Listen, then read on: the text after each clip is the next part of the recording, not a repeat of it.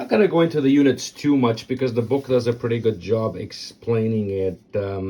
But basically, there's the commander counters, and this is the commander's rank.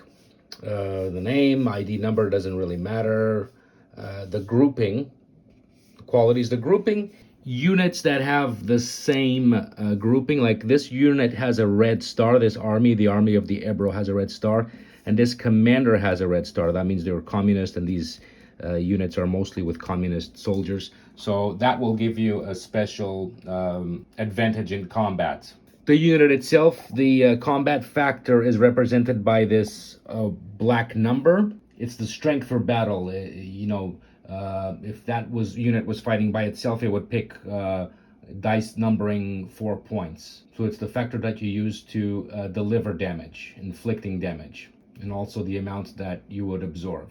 The resilience capacity is the green number, and it absorbs damage but does not inflict. The commander ranking, this lister here has 1 star. He cannot command this army because this army requires a 2-star commander in order to command it, right? But if lister is promoted later on, he will be able to command it. A command, what we call a command, is any force under a commander, right? That's a command. So you got a commander, and it has to include at least 1 infantry unit. And an infantry unit is composed either by an army or by a militia force, which is smaller. And it has to be at least 1, although it can stack up to 3 units high. So an army can stack itself and reinforcements. That would make it, 3 units. Or it could be a combination. It could be an army plus, let's just say, 2 militia units, right? You could do it like that. That's a stack of 3. These cannot be by themselves. These are reinforcements, and they can only go under an army like that. The army has a factor of 4, combat factor of 4. These reinforcements acquire the combat factor that the army has. So 4 plus 4 plus 4. 4 times 3 is 12. This force would be 12. And then you would pick enough die to make up 12 points. Air forces do not, air groups here like these are not going to be stacked, but they will be attached to land forces like that so that they can support. Commanders, basically, they can't be destroyed, although some of them are killed in the war through events and things like that, but they attach to an army. You can put them behind the army. I always recommend putting it above to save space. And what they do is, because of their qualities, for example, Mola has an E, which means experience. You can go to the quick reference and see that. It adds special combat factors to that. He has a combat factor of 2, which adds to the attack value or the fighting value of this force. So the force has 12, 4 times, 3, because it's 4 plus the 2 reinforcements is 12, plus this 2 will add. A commander can also be placed alone in a city. Like this city without any units still has a defense value of 3. So in order for a red force to take this city, it would have to be attacked by, let's just say, 2. This is 4. 4 against 3 is not too good. I would always recommend, if you're attacking a city like this, you should have at least 10 to attack it. But if you place a commander of that color in the city, then 2 plus 3, now the city has a combat value of 5. Another thing commanders do, Capo de Ano, for example, has no combat qualities.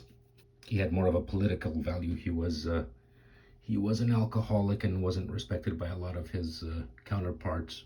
But if, for example, you have Carlos Asensio here, he can command this because even though he only has 1 star, that corps can be commanded by a 1-star commander. He has a quality of M, as you can see there.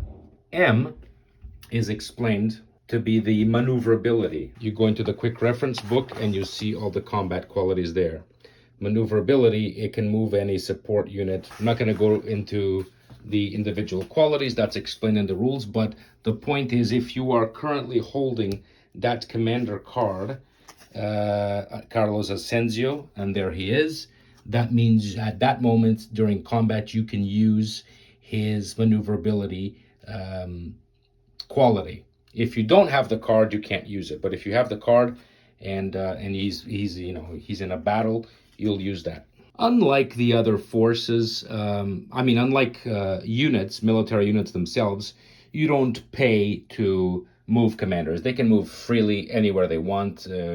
Presumably they would use aircraft if necessary. So they can go anywhere they want, and they can only go from the roster. You can only deploy them in two situations. You can either deploy them to a command, a stack, or a single unit, whatever, or you can deploy them to a specific city. You could put Campesino here in Valencia, and like I explained, then he can add his 2 points there with this 1 point. And there's a garrison already. That's what these little squares are. They're garrisons. So that's another value. So they either go on commands or lonely cities. If because of having lost a battle or political intrigue or whatever event, a commander goes into the P box, that's the probation box, he can never leave there. He can only leave there if you happen to have his card and you play that card. So you have the card here and you play it, put it at the bottom of the deck, and that will allow you to redeploy him. But other forces like the Italians there, those commanders don't go on probation because they're not, they're under Mussolini really. And that also applies to the Germans. Here is Reichenau. He never went into the war, but this is all in case these countries actually go to war. That's a scenario, it's very rare that these countries go to war, but the game is prepared to include them. If any of these countries end up participating, except for Portugal, they can send troops, and these commanders also cannot go on probation. I've already mentioned units. There are three types of infantry units. There is an army, which is the most powerful and resilient. Usually when it gets destroyed, it will go into the next open, like if that was destroyed, it will go into the next open box here. There are reinforcements that cannot be by themselves. They can only be deployed under armies. And then there is militia units, which they're not easy to deploy, to redeploy if they are destroyed. If these are destroyed, they're basically out of the game. They go into this box here.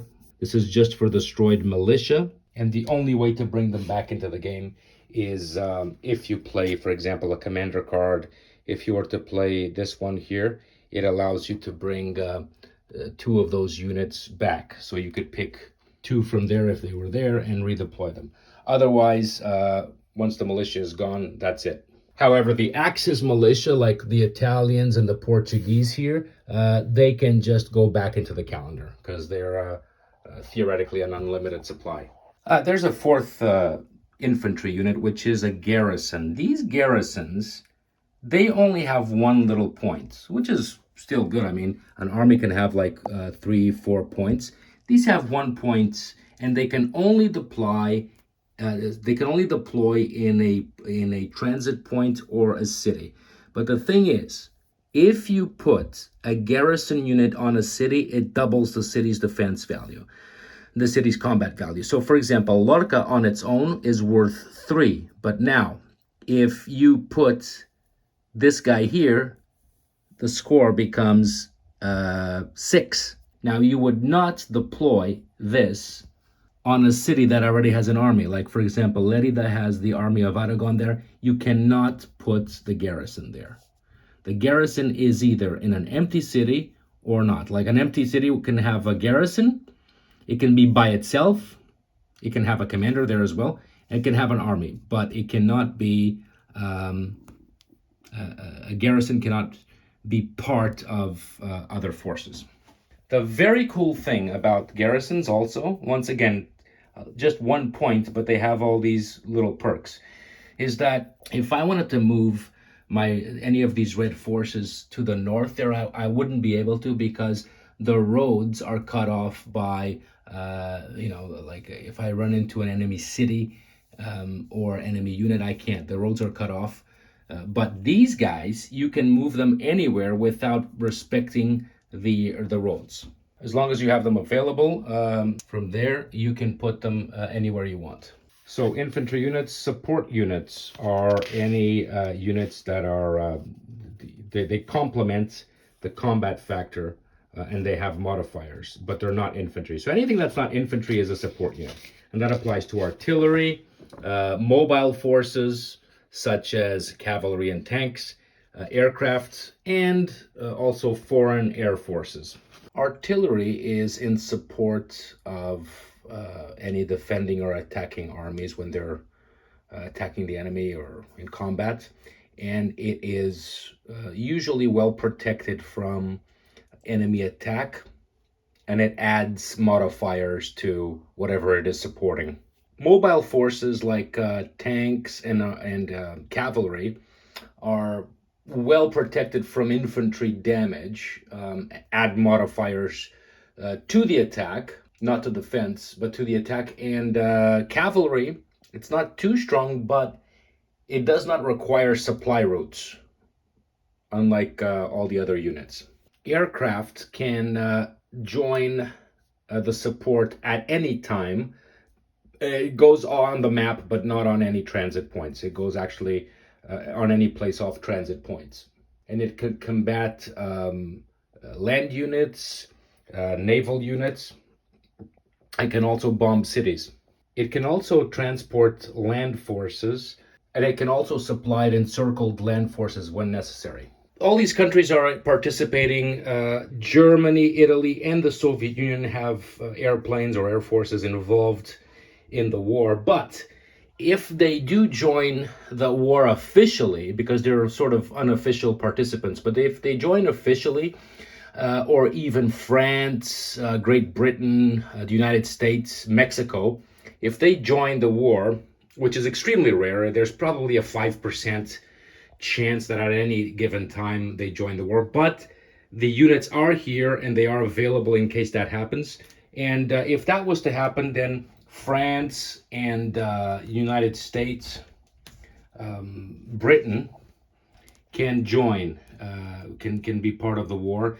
And if they use their own air forces, their air forces have an immense power, because these are more, prosperous nations. The combat factor, instead of being 3 or 4, is going to be 10. And if they are destroyed in battle, then they don't even go on the calendar. They go on the any turn box, which means that they can be put back into the map immediately. Foreign forces are these ones here: German tanks, German artillery, Italians. And you can see there is no, on the yellow circle, there is no value. That means they don't pay. These guys here, the Spanish ones, they pay 3 points, 10 points to deploy, but these ones deploy for free. Unlike on the Republican side, where even the Soviets, you still have to pay to deploy them. That is to reflect the historical realities of how the Republic spent a lot more money in the war. And then there's a few other little rules about foreign forces. They have their own commanders and so forth, but they are under overall nationalist control, Franco. These black cubes indicate fortifications. Madrid is fortified. Bilbao over here is fortified. Any city that has a black cube is a fortification. So any forces attacking it can only use 1/3 of the dice roll. So whatever dice points they have, only 1/3 is going to count. There's also some rogue units, but I'm not going to mention them now. They're very clear in the rule book. Any units that break off within the Republic, for example, and attack Republican forces, it's civil war within a civil war. Now for the naval units, we have destroyer flotillas, which are these ones. They're good against submarines. They're good also at escorting convoys. Then we have capital ships. Any capital ship is a ship that has names. Here is a battleship, and the rest are cruisers. They can bombard units on shore, but they cannot return fire on submarines. Submarine groups are the best to go against convoys. and they cannot be intercepted by any destroyers unless they attack first. So unless the submarine actually goes and attacks, it won't be intercepted.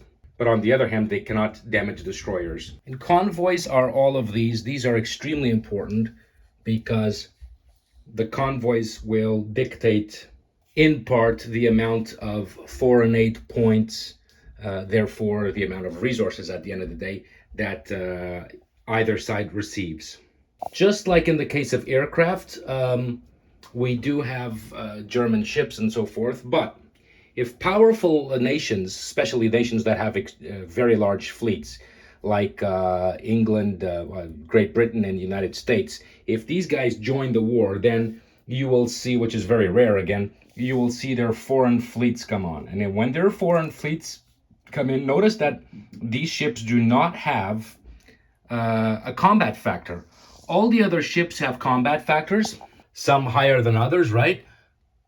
This is the most powerful one, the Deutschland cruiser. But these guys don't have it because, as foreign fleets, this indicates any number of ships from those countries that would fight. And they have a lot of ships. So its combat factor is a minimum of 20 points. So let's just say that Great Britain has entered the war instead of on the Republican side.